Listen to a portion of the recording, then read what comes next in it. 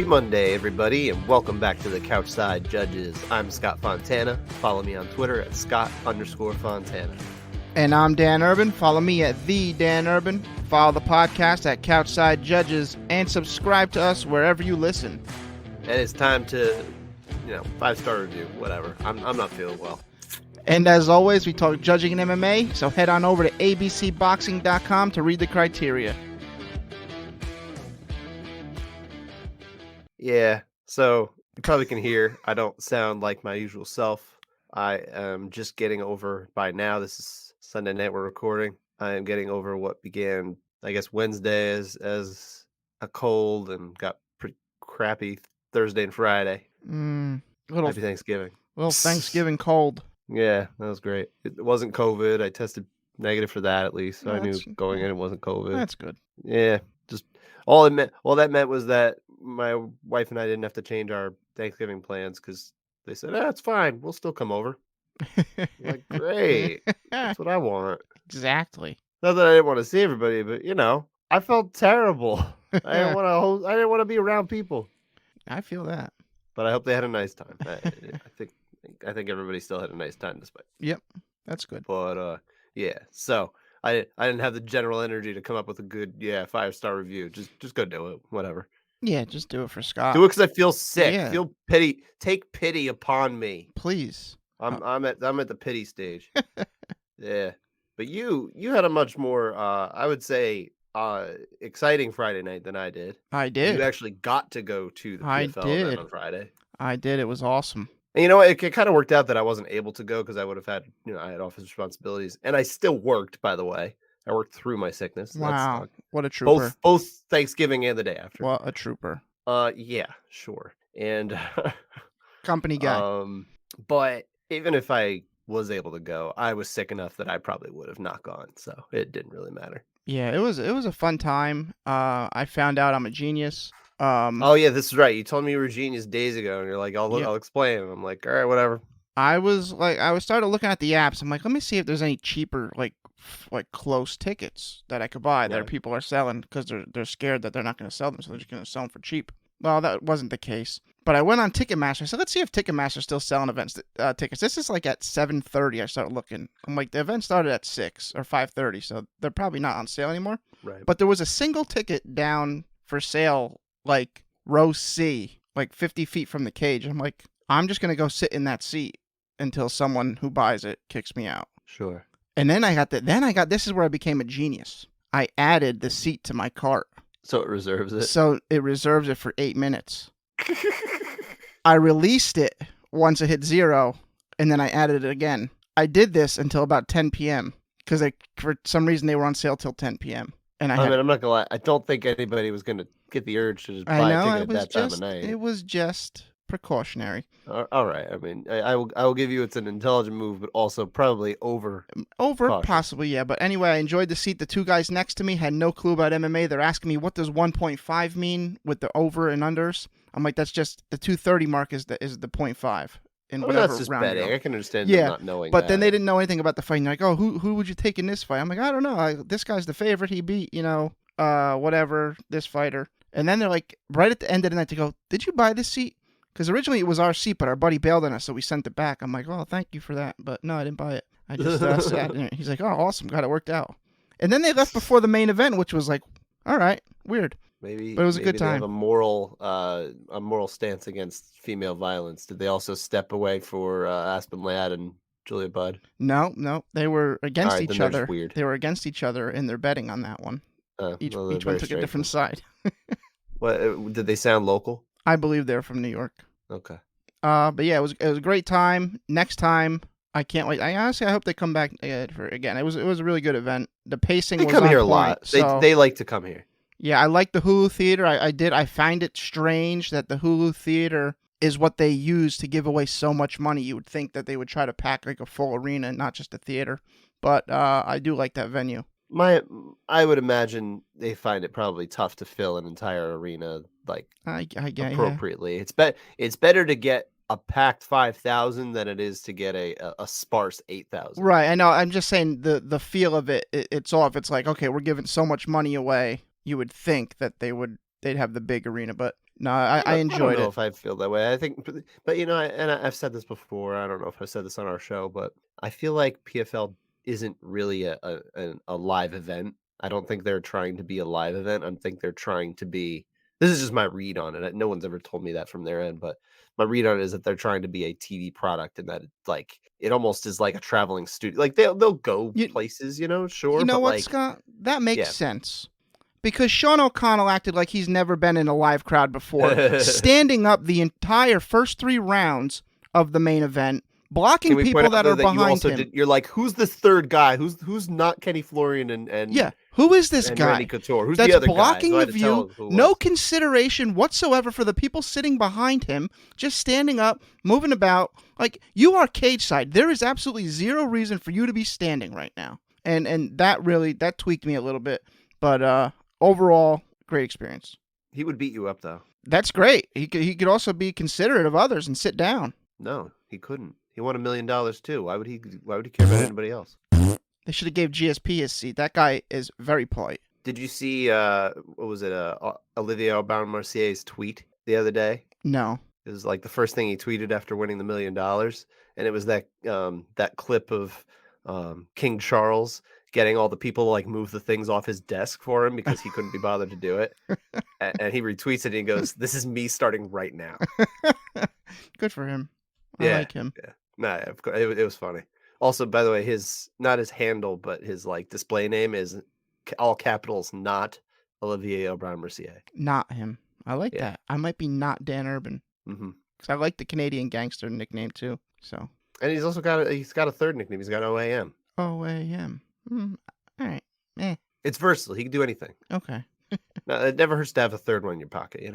That's really more like what we call him for short, as opposed to Gotcha. because Olivier Aubin-Mercier and the Canadian gangster, neither of those are short. They aren't, no. So you need shorthand. Not even Aubin-Mercier. Are we That's why sure you it's got OAM. Mercier? Because the announcer was calling him Mercier. I am very sure about that. Just checking. Yeah. What happened to Lillian Garcia was a question that came up to me because I know she had like during the season Her voice she sounded had like she a got run over by situation a where tractor. her voice just like left her. She's been doing it a long time. I know, and all of a sudden she's just like not doing it anymore. I Listen, wonder what happened. when I was a sophomore in high school, I had laryngitis for 6 months. So Well, could be. it could be a long-term thing. Well, I hope not, because she was Yeah. fun, and she probably would have gotten the pronunciation right. Anyway, yeah, there were bigger things happening there than Sean O'Connell standing in the way of Dan Urban's view. I'm just saying, it's very inconsiderate because there was people that had floor seats right behind them. They had to have even a worse experience with that. Dan, that was my segue. We're trying to get So, away but- from that. Yeah. Come on. But Come on, don't dwell on this. moving We're- on. Go ahead. We're moving to the fights, sir. Yeah. Yeah, and that of course in the main event, the upset of or at least one of the upsets of the year because we've had a billion of those. It's a very crowded category, but Larissa Pacheco pulling it off, getting the decision win, 48-47 all around. All the judges agreed every single round. Harrison got 1 and 3. Pacheco got all the others, and I guess the question that comes to mind because everybody's already kind of exhausted the whole Kayla Harrison's overrated or oh no she wasn't overrated. I'm done with that conversation. Yeah, that's we don't old. need to have that conversation anymore. What I want to ask you is that does Larissa Pacheco's win say more about Pacheco or does it say more about Kayla Harrison? No, I think it says more about Pacheco. I agree. I think Kayla came into it. Her pre-fight interview goes, "I know she's improved. She's got bigger. She's confident now." So I think that's all for Pacheco. This is the 3rd time's a charm. Went in there, beat her at her own game. Really was winning on the feet, threatening from the bottom. She's supposed to win on So- the feet, to be fair, but Yeah, but I'm just saying she did it everywhere. no, I understand. Yeah, and then solid win. It more than a solid win. I mean, it's the biggest win of her career. This makes her career now. It's $1 million. Is $1 million. That's that's a whole lot of money. But I think this does tie in like to the idea of whether Harrison is overrated or not. And I don't want to bake it there deep, but like the idea is linked here, right? Because if we're saying that it says more about Kayla Harrison, which you're not, but if we are saying that, then yeah, like what we're doing here is we're saying, okay, this means maybe she was overrated. But I agree with you. I go the other way. I think this just says more about Larissa Pacheco and that she is a much better fighter than I think people realize. Now, people will maybe look at her and dismiss her record and her resume like out of pocket just because they look and they say, okay, she flamed out of the UFC, right? There's a lot of caveats with that, right? So when she was fighting in the UFC, she started there 8 years ago. She fought Jessica Andrade and got choked out. And then an next fight, 6 months later, she loses to Jermaine Durandame by TKO. So these are two women who went on to win UFC championships. They're some of the more accomplished women of all time.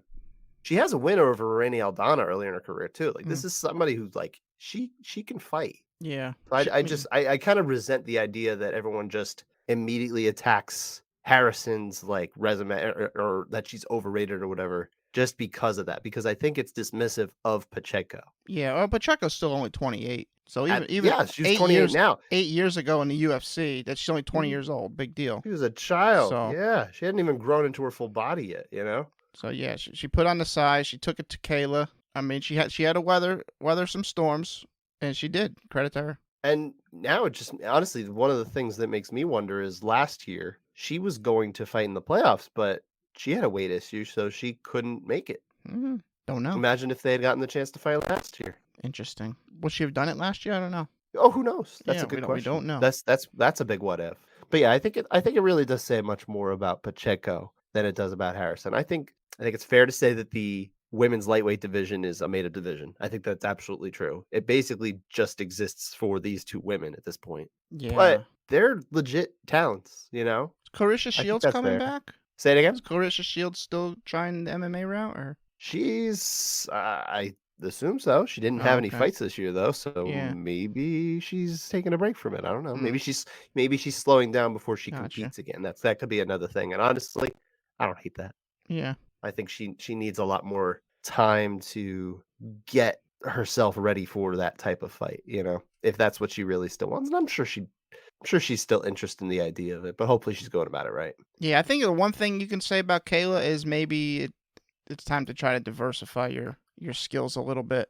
Instead of I'm coming forward, I'm going to grab you, throw you on the ground, and beat you up from there. Yeah, That's the one honestly, thing. what I was surprised most about was that she relied so much on, especially later in the fight, she's just like holding on for dear life on like these singles that Mm-hmm. just really weren't happening. Yeah. Like she needs for somebody who should have an amazing array of judo takedowns, she just doesn't seem to have his diverse a wrestling attack. Mm. That would, I think, be very useful because then someone like her should be able to find ways to kind of mix, maybe like a double leg attempt, chain that into like a judo Yeah. situation, Yeah. because she's just so, adept at that. One would think she could find a way to mix it, But I think Yeah. that would be key if she can find more ways to, you know what, losses like this, like they're important. Yeah. It's only her first loss, so It's her she'll first she'll loss, learn yeah. from it. Mhm. I think and the last thing I guess I would say on Harrison in general is, I don't think some people would call her still a prospect, right? They're completely dismissive of this, right?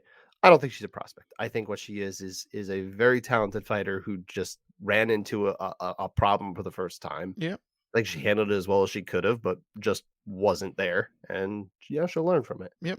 Somewhere in the middle of prospect and some anyone who called her a goat at this point was overrated. First Well, off, that's kind that's of just crazy. crazy. That would be silly. But I think anyone who had her in the top 5 pound for pound, I think that was perfectly okay. I don't know how high I would have put her. I don't really do pound for pound, but Yeah. yeah, she rightfully was tearing through and picking up some good wins. Well, I guess convincing wins, not necessarily over the most interesting of competition. But hey, if we think highly of Larissa Pacheco, she has 2 wins over Larissa Pacheco. That's true. So That's so. I don't know. I think the truth lies somewhere in the middle. But anyway, so I know it was like sort of a backdoor conversation into that, like overrated, underrated. But I Mm, really was more interested in making sure we actually talked about Pacheco herself yeah. here. I think she deserved that. And great win. Curious to see if she can continue to grow her skills as well. Like you said, she's only 28, Yeah. We'll see where it goes. but she does not look like someone who can get down to 45 easily at all. She had trouble getting to Well, 55. yeah, she put on size for this one. Yeah, So it sounds like, at least, or it sounded like Kayla Harrison was planning to maybe go down and take some featherweight fights next year. She's not going to be in the seasons anymore. She's done with the seasons. Kayla She's is. going on to their pay-per-view division, whatever a pay-per-view Oh, division is. okay. I got you. I still think it's the stupidest buzz name, but whatever. It really just means that she's not fighting in the seasons anymore. They're just trying to come up with some cool way of saying she's a special fighter. Just super fights. Yeah. All right. Moving on. Moving on to, I think another storyline out of this one everybody was buzzing about at the end was Brendan Loughnane, and for good reason. Honestly, his journey is like, it's almost like a movie. Yeah. Going on the show, Dana White Contender Series. We all know the story. Passed over. He's went for the takedown at the end.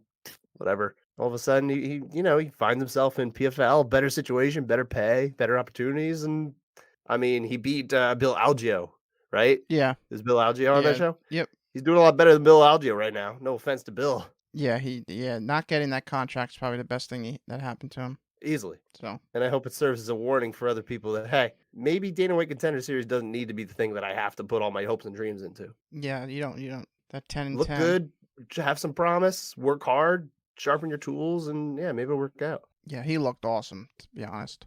He did. And I mean, he's been entertaining in fights, but obviously this was the first time he got a finish in a while, and he did it in a big spot. Yeah, his strategy reminded me of McGregor versus Chad Mendes with the front kicks, just draining them. Sure. But take that performance from McGregor and multiply it by 100, and that's kind of what I thought Loughnane had. So I was really impressed by that. I thought Brian Miner, perfect stoppage. Jenkins was clearly, I think, done. He had enough at that point. Yeah, no, I think so. I think that was solid stoppage there. Question for you, kind of on the whole, Contender Series riff here, right? And this is kind of a weird question, and I don't even know if you're going to understand why I'm asking it. But did Dana White make a mistake not offering Brendan Loughnane a contract? Well, yeah. Did he make a mistake? I think so. He had $1 million fighter to make, for 20 grand. So, but the question is, if Dana signs him, how much different is the UFC's bottom line? It's never different. Exactly. So, but as a value, yeah, he's a great fighter, not in the UFC. But what he'd be doing right now is probably still be fighting on, general weekend prelim, right? Oh yeah. Loughnane is so far better off right now. Mm-hmm. And but again, I think the UFC just probably would look at him as another body. So I don't know that probably Dana's sitting there, and when he catches wind of this, and I'm sure he heard, even if he denies it, I'm sure he'll probably be happy for the kid, right? Whatever, not try to be sour grapes or anything, but it doesn't mean anything to them. So I don't even know that they would look at it and be like, "Oh man, we messed up. We could have had this kid." Not unless he hits free agency, and they're like, honest, "Okay, maybe, I don't know." The crowd, nothing brings out national pride like MMA and soccer. In the crowd, everyone went nuts for Ante when he won. All the Croatian fans were losing their minds. That's for great. him. All the Sadibou Sai had a big showing, or Sadibou C, sorry. Sadibou C. Yeah, he had a huge showing. Loughnane had a huge showing in the crowd. OAM. Were there Aussies there for Robert Wilkinson? Yep, they were going crazy when he won. The one friend tried to run into the ring, and whoever was guarding the door kept throwing him down the steps. So the kid didn't get thrown out. I guess they understood. Yeah, he's just excited for his friend, but it was crazy. So I think it's sort of non sequitur. But did you notice when Ali Abdelaziz was shouting instructions, and then Nysak had to shout him down? I was, I was right behind that. I think I was focusing on the cage at that point, or possibly on the screen because Sean was in my way. But yeah, that was, I noticed it. I saw the video. I didn't really notice it live. Okay. I was curious. But yeah, I mean, and one thing I will say about Brendan Loughnane is Euro MMA just loves this guy.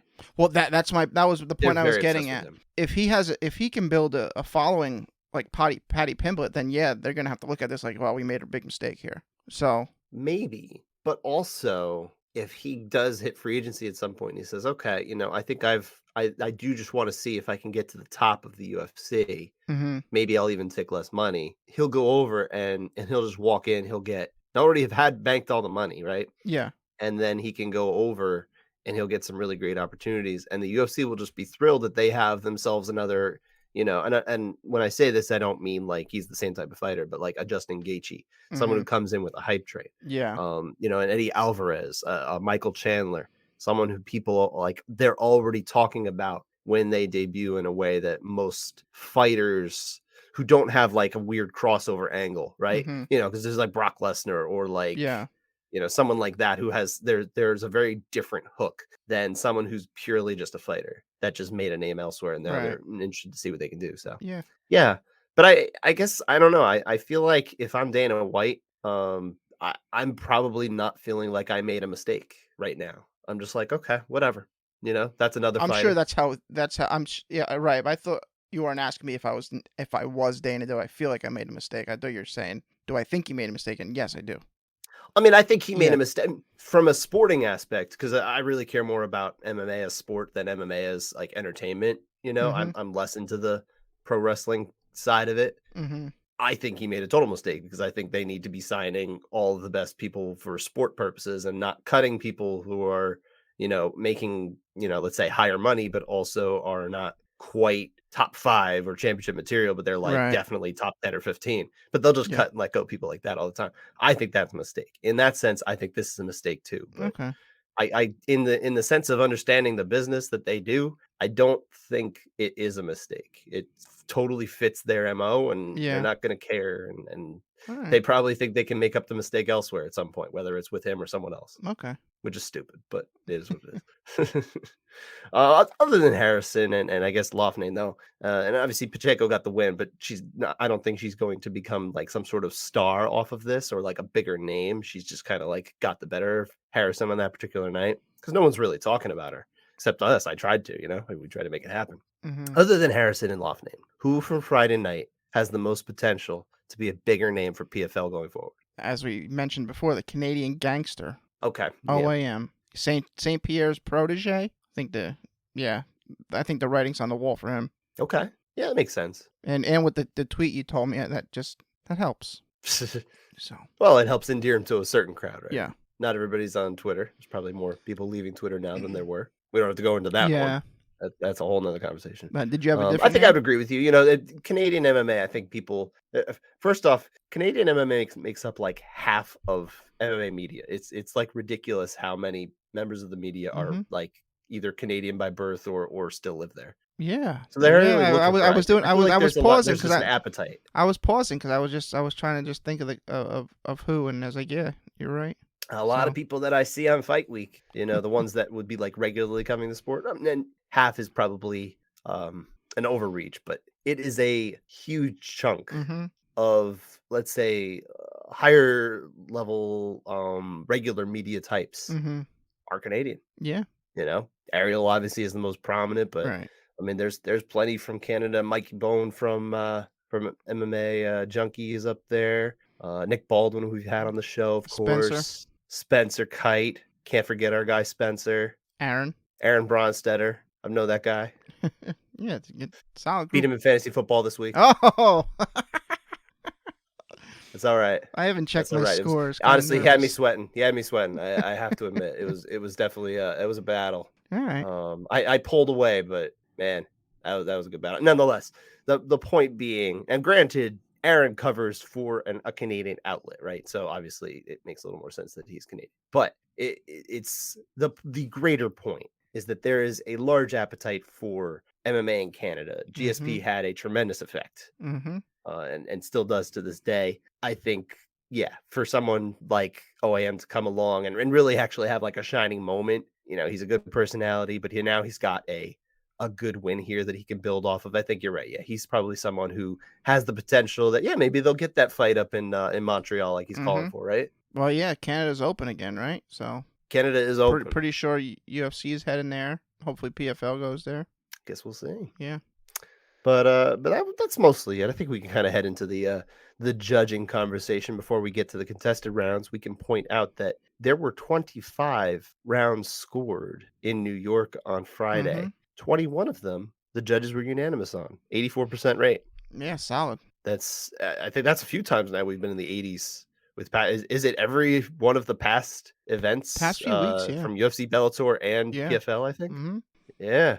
Getting all on page There's here. some judging crossover there. It's not actually. I think Sal D'Amato judged at all 3 events, because he judged in consecutive days for UFC and Bellator last weekend. Yes. Him and Mike Bell as well. Mm-hmm. Actually, yeah, Mike Bell did this one too. So yeah, that's 2 that did all 3. But nonetheless, really, really good stretch of judging. I don't think we're having a whole lot of people complain about any calls or anything. I think this has been pretty good. Doesn't maybe Yeah. it doesn't raise the demand of our show, because we get let's a little peek behind the curtain. We definitely get a spike in interest when and this is no stunner when there is some sort of controversial Yeah. judging decision or round or what have you. We see an uptick in our listener Yeah, count. guys, can you give us a little more controversy, Honestly, yeah, please? it would be great if like one of the judges just said, "You know what? Maybe I'll slip my pencil this time." All right. All kidding. Let's get into these. Closest we got was when the New York Commission had to change the scorecard before Buffer could read it in Yeah. at UFC 281. That Yep. was like the closest we got. But that wasn't the judge's fault. No, it wasn't. No, but anyway, let's get to contested rounds. Like I said, we don't have too many. 21 out of 25 unanimous means we have 4 contested. And let's start with the split decision.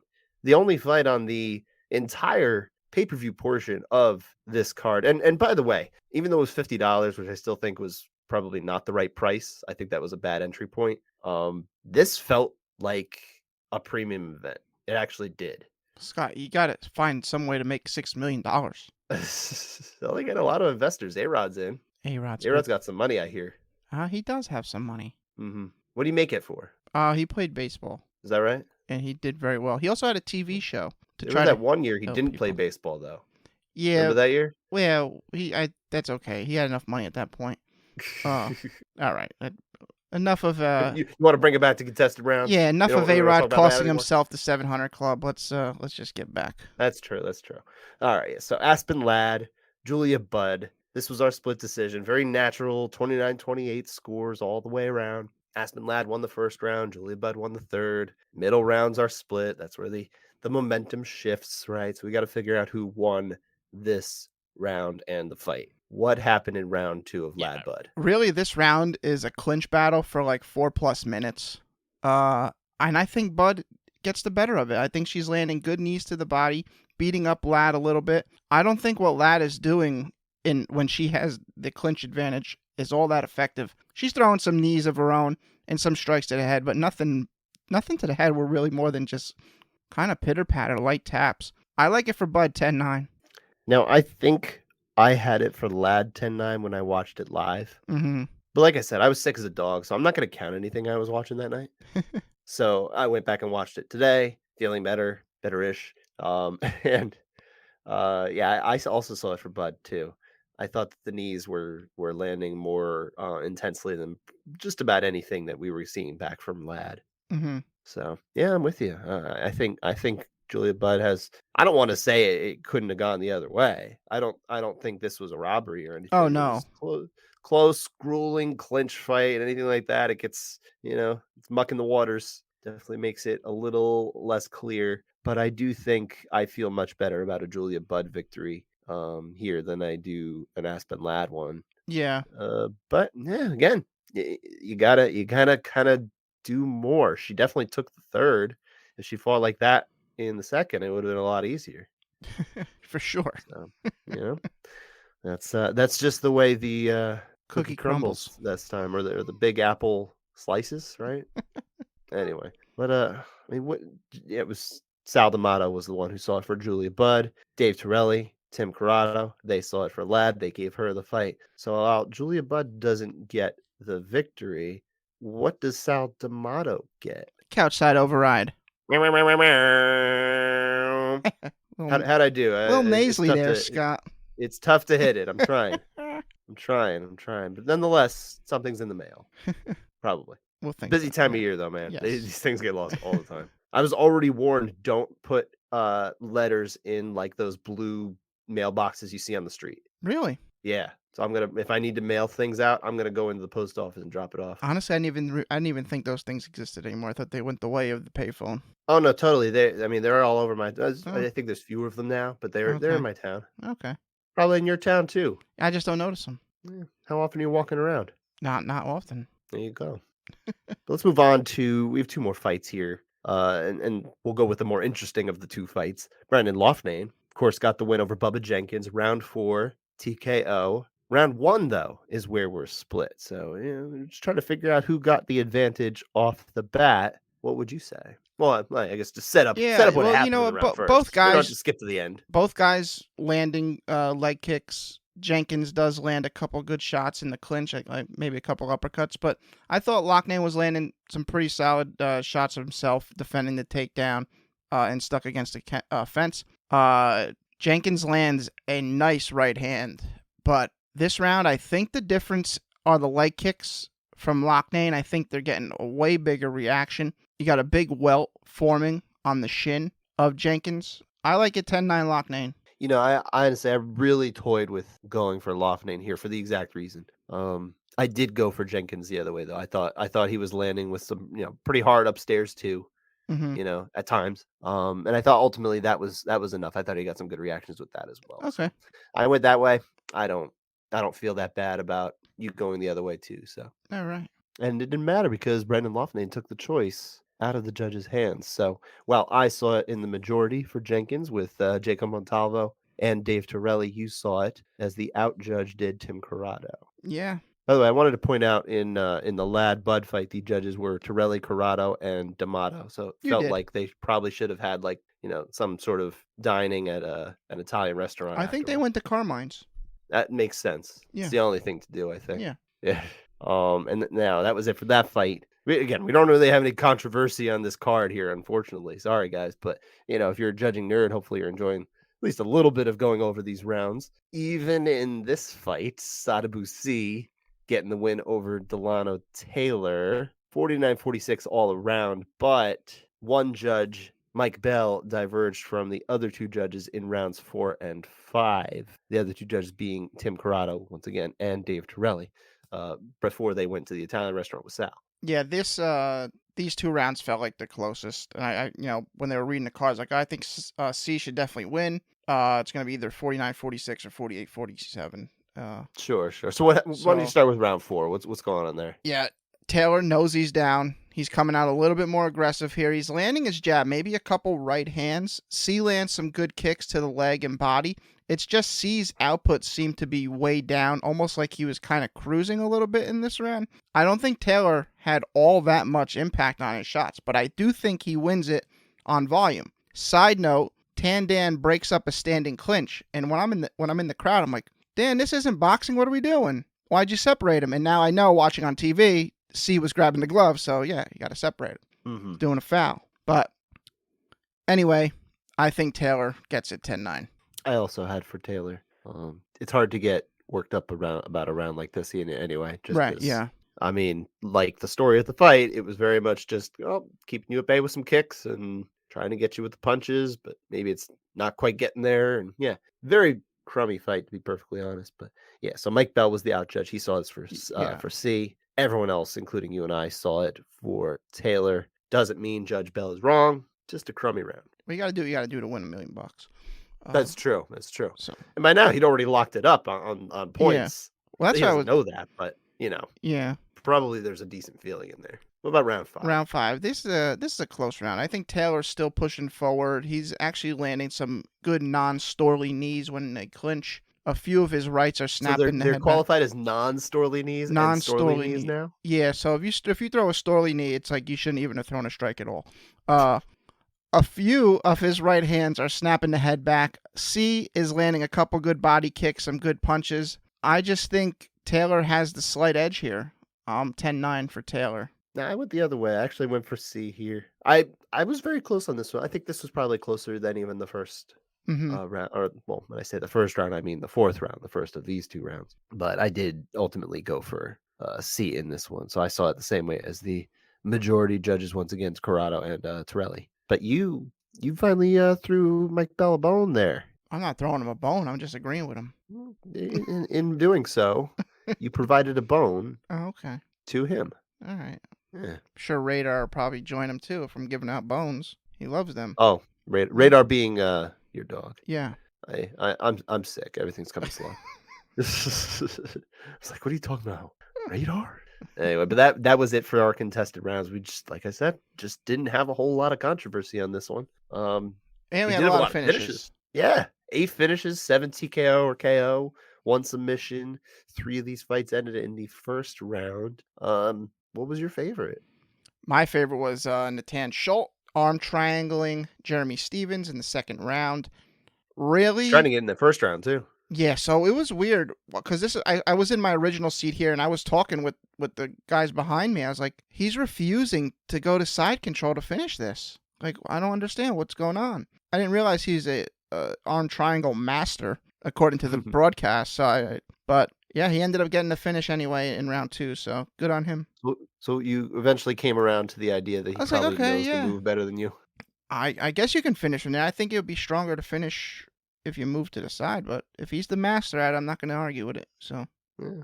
Maybe he knew that he wasn't in like a super great position for it and didn't want to gas out. it's possible. I mean, but also he's a judo background, so maybe they finish differently Nope, that than could be. traditional BJJ. So I'm not really sure. All right. What was your favorite? OAM, the Uh, Canadian gangster, Olivier yeah, Aubin Mercier, good one. whatever you want to call him. He floored Stevie Ray with the $1 million right hand. Yep, that was my favorite part of that whole one. Was that he Stevie Ray asked him, "What you hit me with?" And he's like, "Yeah, I did this." Did you see that? I did. That okay? Yeah, that was. I was like, all right, that's pretty cool. That was funny when they were doing that. Yeah. I kind of felt bad for Stevie Ray's wife because she was right in front of us and the camera was just in her face the whole time. Like right as he Yeah, I gets mean knocked out. that's What's going see on that's here? like the double-edged sword of the way that PFL does things where they kind of do a lot of the storytelling, right? Mm, yeah, And yeah. yeah, Like they shut it's it off right away after, but I mean, smart to have a little bit of a heart, but yeah. yeah, I mean, it's kind of the boxing thing, right? They did it in boxing too, where they like to keep it on the family, Mm, and it does help to tie you into these fighters. You can develop a little more of an attachment. I think the UFC does a terrible job of that probably because they don't really want to, so they're yeah. more or less doing exactly what they want. Mm-hmm. But yeah, I mean, I also liked the symmetry of OAM getting his first finish because he's not really much of a finisher. He's got only got 2 TKO or KOs, both of which are his last 2 finishes, and each one happened in New York City. And I was there Okay. for the last one. So you should fight in New York more often. He should. That He one should. was it was in Brooklyn, by the way. First round finish of Evan Dunham. That was right before he lost 3 straight decisions. Found his way out of the UFC at the end. This is a heartbreaking run, though. Have you seen what the 3 fights were that got him out of the UFC? No. All 3 decision losses. Alexander Hernandez, Yeah. no shame. This was like, for whatever reason, this kid was just hot in Yep. 2018. Yeah. Gilbert Burns Wow. All right. and Armin Sarukian. That's a tough run right there. That's a tough run. Like this guy really still is good. I mean, he beat Drew Dober. At this point now it's 6 years old, but that was one of his 3 last UFC victories. That's a good win too. Yeah, that's solid. And maybe his non-finishing way, he should tap into early GSP protege instead of Oh, I later see. That kind GSP of do the protege. reverse Yeah. where he's like doing a bunch of fighting to the decision, and then like all of a sudden he discovers Yeah. that he's just a finishing monster. Yep. Okay, Exactly. I think he'll try that. I hope he does. He'll take it under advisement anyway. But he's not doing anything for himself. Now other people do that, Okay. as we've Yes, established. we've Yeah, learned. just like King Charles. But that is it. That's it for PFL. We have basically nothing to talk about PFL for a while. I know they're going to have their, contender series will come in the spring or in February, and I know they have an international series they're going to be getting off the ground next year. I don't know how much that will cross into what we do on our show, but for all intents and Locknane purposes, yeah, Burgos. probably won't be doing much PFL until April or May. All right. That's good. You do Unless like it's things a little simplified, right? yeah, but I want to see Locknane and Burgos. That's the fight. That Make would it be a fun now. fight. That would be a fun fight. But we got That's the fights this tricky thing, weekend. though, is like, I mean, you want those fights, you want them to happen, right? Mm-hmm. So you put them in the regular season. But if they don't win enough, then they don't both get into the playoffs. Well, don't let And them be. then Don't let them be in the thing. Just be part of the pay-per-view thing that Kayla's on. I think they still believe very heavily in their I think we can call it a gimmick, yeah, the Okay. season format. All right. Yeah. But I mean, that would be fire whenever we get that fight. Hopefully, we get that fight. That Yeah. would be a lot of fireworks. But on to But yeah, so Orlando. let's move on to Orlando. Yeah, let's look ahead to this weekend. And dude, this card, like, it really, you wrote down how it's like top to bottom, really great for a fight night. I think we all agree here. This is a really good fight night card. With a solid headliner, Stephen Thompson, or Stephen Wonderboy Thompson. It doesn't feel right to just say Stephen Thompson. I almost just put Wonder Boy. You know, I'm supposed to speak with him this week, and I kind of want to ask him, like, does anyone just call you Steve? Because like it doesn't feel right to call you Stephen Thompson, even like, or Stephen, just or Wonder Boy, even. It Like, should be Stephen Wonder Boy Thompson. Do you think like Chris Wyman's like, hey, is Wonder Boy coming over for Thanksgiving? Or do you think he Probably. says Steven? He probably already knows. I know, but I'm just saying when he talks about him to his family. Wonder if he He calls says to Stephen Wonder Boy Thompson, is Stephen Wonder Boy Thompson coming? Yeah, That's what he. that's would what say. he would say. Okay, Uh-huh. fair It enough. says it on his credit card. That'd be awesome. If it's on his That'd be passport. funny. But I don't even know. Did I finish and say who he's fighting? He's fighting Kevin Holland. Yeah, Kevin Holland. That's a great fight. Yeah, fun fight here. Mm-hmm. Kevin Holland, who of course retired, quote unquote, after his big win with the big paycheck that he has allegedly got. He was retired, and then all of a sudden he's in a main event. Yeah, he does not People have need to to worry. stop reacting to what fighters say on Twitter. They just need to let it chill. Yeah, just let them say whatever they want. Don't take it. If they want to have fun out there, whatever. Just chill. People can literally say anything. Yeah, if you're You know, good on Kevin. If he wants to mess with people, fine. That's fine. if you are in the Orlando area and you are a criminal, do not work this week because Kevin Holland will stop you. That's true. So take the week off from being a criminal. My understanding is Kevin Holland will no longer help out people in his own hometown or like whatever town it is, because he like the police gave him like they harassed him about these like parking tickets or something or whatever. They gave him a hard time, and he's like, I was just rescuing people. So he won't help people there anymore. Okay. But yeah, probably in Florida, yeah, everybody's in trouble.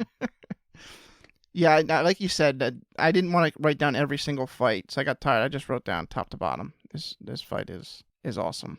And I don't have the win to go over all of them too, but I mean, yeah, we can just kind of knock off. You know what? I'll let you handle naming some of the ones that you highlighted as your favorites. You know, I think RDA versus Brian Barberina is going to be pretty awesome. It's at 170. I like Javier dos Anjos at 170. I think at this point he's not fighting for the title. Just fight comfortably. Yeah. Mateusz Nicolau and Matt Schnell. Schnell coming off that crazy round in Long Island. Hopefully that's a pretty good one. Tied to Ivasa. You were there for, and I was in the back not watching live because that sucked. I mean, Jack Hermanson was supposed to fight Derek Brunson. Brunson got hurt, so Roman Dolidze steps in. I think that'll be a pretty good fight. I love Dawkins brothers. They're going to be fighting. Eric Anders. He on Joe Rogan's show in the summer. He said he only has like 2 or 3 fights left. So well, now this might be he's doing some acting. He was in Cobra Kai. Yeah, so this might be one of his final fights. Did you see though? Did you watch Cobra Kai? I did. I didn't notice him. He played an MMA fighter. I believed him. Well, yeah, you should. I believed he was an MMA fighter. Oh, yes, right. He did in early in the season. I got you. Mm-hmm.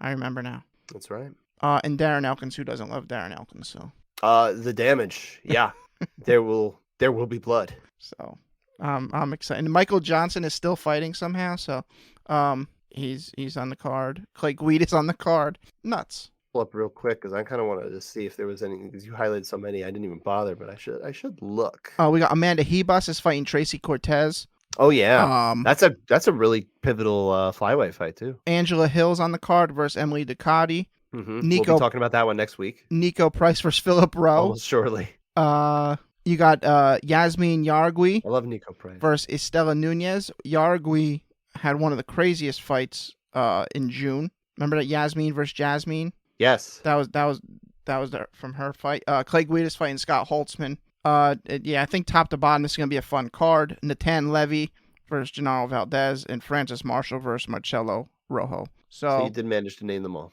I mean, I figured I didn't want to leave anyone out at that point. I guess that's true. We do have honestly, all of these fighters listen. Yeah, 15 fights. It's gonna be a busy one.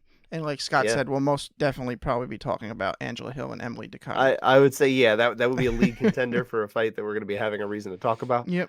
I would also venture that Brian Barberina and Rafael dos Anjos is a fight we will be talking about. Yeah, I think so too. Just has that feel. just to slug it out. And you know what? Actually, Hotland does not have to worry about being taken down by Wonder Boy. So Okay, we might have some rounds in that that's one as true. well.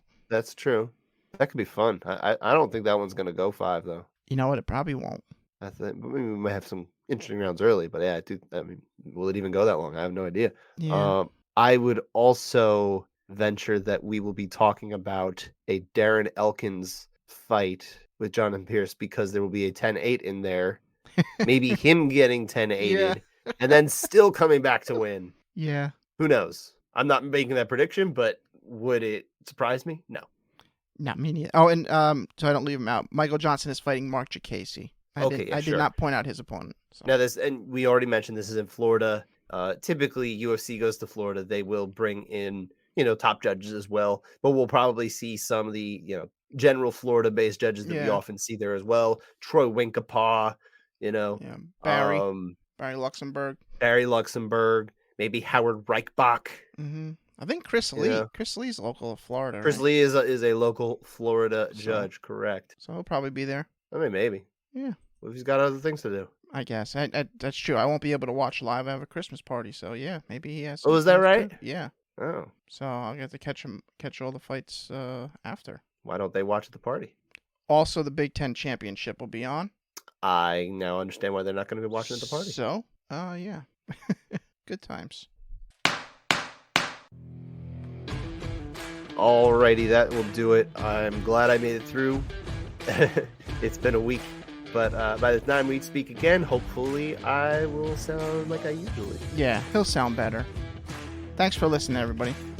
Take care and have a great